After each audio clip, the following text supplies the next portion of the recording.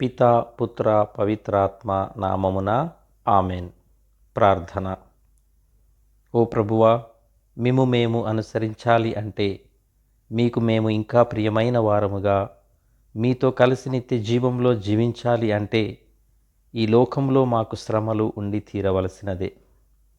మా అనేక శ్రమల ద్వారా మేము మా శ్రమల నుండి పాఠము నేర్చుకొనుచున్నాము.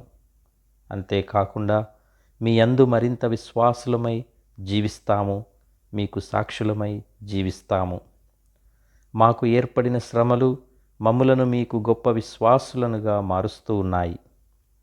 ఒక శ్రమ మమ్మల్ని పట్టి పీడిస్తుంది అంటే, మా సాటి మనుషులను అనుకోకుండా మేము మిమ్మునే అనుకొని మా శ్రమలలో మమ్మును విడిపించుమని మీ సహాయమునే కోరుతూ ఉన్నాము.